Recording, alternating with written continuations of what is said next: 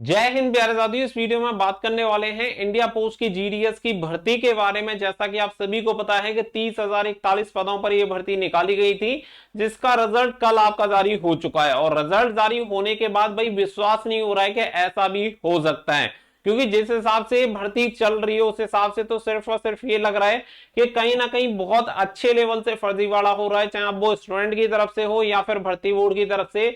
सारी चीजों के बारे में हम बात करने वाले हैं कि क्या चल रहा है और क्या नहीं चल रहा है। सारी चीजें आपको इस वीडियो में क्लियर हो जाएंगी।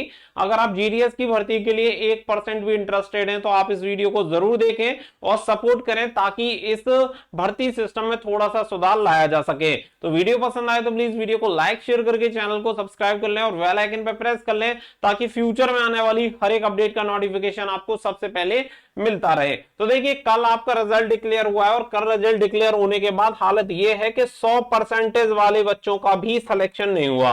अब आप ये समझो 100% जिस बच्चे के हैं उस बच्चे का भी सिलेक्शन नहीं हो रहा है।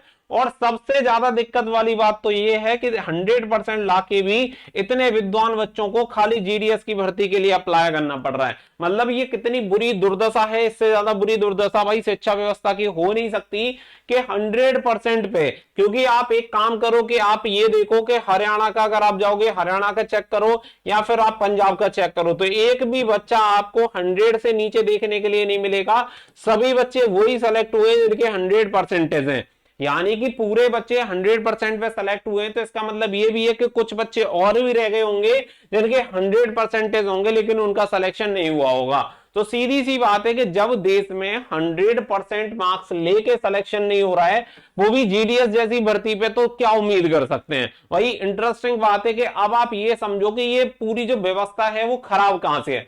अब यहाँ पे ये जो भर्ती निकाली जाती है वो मेरिट बेस पे निकाली जाती है। चलो आप मेरिट बेस पे ये भर्ती निकाल रहे हो, अच्छी बात है, लेकिन इसका कोई लॉजिक तो लगना चाहिए। जिस हिसाब से आपकी मेरिट जा रही है उस हिसाब से तो ये लग रहा है कि देश में हर एक बच्चे के 100% है।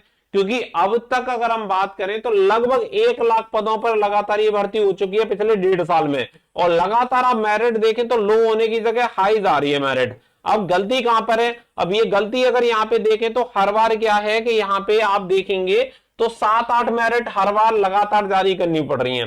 तो ये पूरा सिस्टम के फेलियर को दिखाता है कि पूरा सिस्टम ही फेल है। जैसे आप भर्ती करवा रहे हो ऐसे भर्ती करवाने का कोई मतलब है ही नहीं। अगर आपको सही तरीके से भर्ती करवानी है तो सीधी सी बात है कि आप मार्कशीट को अपलोड करवाना स्टार्ट कर दो, कि कम से कम जो भी बच्चे हैं वो रियल तो दिखेंगे कि उन्होंने सही इंफॉर्मेशन फिल की है।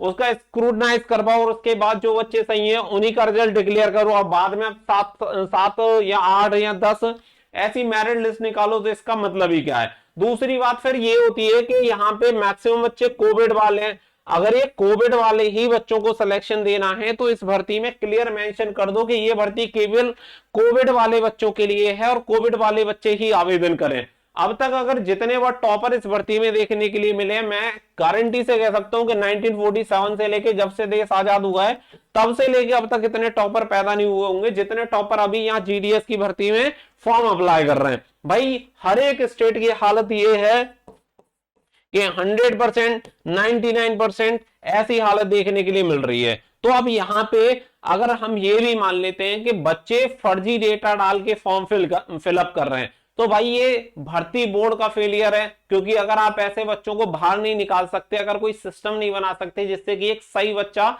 जेन्युइन बच्चा सेलेक्ट हो, तो ये आपका ही फेलियर है, ना कि किसी बच्चे का। वो अगर बच्चे सिस्टम को बिगाड़ रहे हैं तो आपको सिस्टम इतना स्ट्रिक्टली तैयार करना पड़ेगा जिसमें कोई भी गलत तरीके से बच्चा एंटर ही ना कर पाए। और अगर कोई बच्चा गलत तरीके से एंटर कर रहा है तो ये आप ही का फेलियर है। अब आप ऐसे समझो कि यहाँ पे 30,041 पद निकाले गए और 30,041 पद पर भी यहाँ पे 100% और 99% वाले बच्चे सेलेक्टेड हो रहे हैं। तो भाई इसका मतलब तो ये है कि देश में अब आईआईटी, डॉक्टरेट वगैरह सारी चीजों को छोड़ के अब कोई डॉक्टर, इंजीनियर वगैरह ना बन के सारी चीजें ये है कि अब तो हम जीडीएस ही बनेंगे। मतलब कौन सा सिस्टम है जो समझ में ही नहीं आ रहा है भाई। और पूरा मैं तो कहूंगा कि पूरा एकदम से खराब सिस्टम है, एकदम से जीरो लेवल का सिस्टम है भाई। जिस हिसाब से भर्ती हो रही है उस हिसाब से बिल्कुल खत्म है।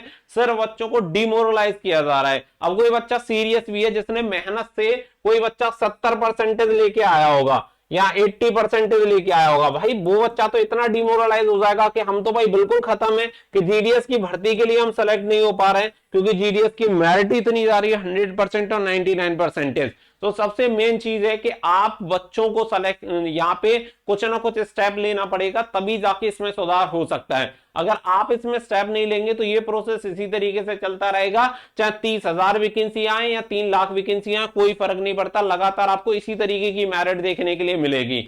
और मैं तो सजेस्ट करूंगा कि आगे से एक काम करना स्टार्ट कर दो कि इसके लिए फॉर्म भरना ही बंद कर दो। अगर आपके 95% से कम है तो बेकार ही है इसके लिए फॉर्म भरना, फॉर्म भरो ही मत, क्योंकि अपने समय और अपने पैसे दोनों चीजों की बर्बादी हो रही है। क्योंकि उम्मीद थी कि कहीं ना कहीं मिनिस्ट्री ऑफ कम्युनिकेशन या जो आपका पोस्ट ऑफिस है वो कुछ ना कुछ सुधार करके सिस्टम को कुछ ना कुछ अच्छे से बनाएगा, जिससे कि एक सही बच्चा सेलेक्ट होगा, लेकिन लगता नहीं है कि इनसे कुछ होने वाला है। तो मैं आपको यही सजेस्ट करूंगा कि अपने 100-200 रुपए वेस्ट करने से बढ़िया है कि इसके लिए आप फॉर्म अप्लाई ना करें, क्योंकि जो स्थिति दिख रही है उससे सीधी सी बात है कि बिल्कुल स्पष्ट है, इसमें कुछ कहने की जरूरत नहीं है कि पूरा सिस्टम फेल है भाई, कोई मतलब ही नहीं है भर्ती करवाने का। और जो बच्चे फॉर्म अप्लाई कर रहे हैं वो बिना बात के परेशान हो रहे हैं, बिना बात का स्ट्रेस हो रहा है, तो कोई मतलब नहीं निकलता। आप 10 मेरिट निकालो, 50 मेरिट निकालो, 100 मेरिट निकालो, इसी तरीके से सिर्फ प्रोसीजर को बढ़ाते रहो, खींचते रहो, कोई मतलब नहीं है। अगर आपको सही तरीके से करना है तो आप एक काम कर सकते हो ना, पूरा अगर हम ये भी मान लें कि चलो ये कोविड वाले बच्चे हाई परसेंटेज वाले,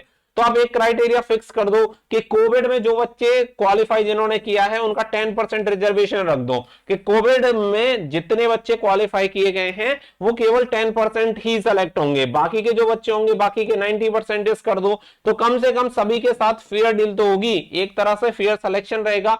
भाई सीधी सी बात है, कोविड वाले जो टॉप वाले बच्चे होंगे वो सेलेक्ट हो जाएंगे, 10% का रिजर्वेशन हो जाएगा, और बाकी के 90% में बाकी बच्चे सेलेक्ट हो जाएंगे। तो कम से कम यहाँ उम्मीद तो रहेगी कि सिलेक्शन हो सकता है, लेकिन आप कोई सुधार करने की जगह और चीजों को बिगाड़ने में लगे हो जिसमें कोई सुधार की उम्मीद दिख नहीं रही है। तो मैं तो सिर्फ और सिर्फ आपको यही कहूंगा कि भाई इससे दूर रहो, जीडीएस की भर्ती में फॉर्म अप्लाई ना करो, क्योंकि आपको बिना बात की टेंशन हो रही है। हर बच्चा इतना परेशान हो रहा है, कमेंट करता है कि सर नंबर नहीं आया, 80% से 85% से। भाई इतनी परसेंटेज आप मेहनत से लेके आए हो, उनसे कोई कंपैरिजन नहीं है। जिनका घर बैठे 100% आ गई हो उनसे आप अपनी तुलना करोगे तो आपका अपना दिमाग ही खराब होगा, उसके अलावा कुछ नहीं होगा। इससे बेहतर है कि आप किसी अन्य एग्जाम की तैयारी करोगे, वहां ज्यादा बढ़िया है, कम से कम इतना ज्यादा आप डिमोरलाइज तो नहीं होंगे। तो उम्मीद करता हूं कि ये चीजें आप ज्यादा से ज्यादा शेयर करेंगे ताकि सभी बच्चों तक पहुंचे।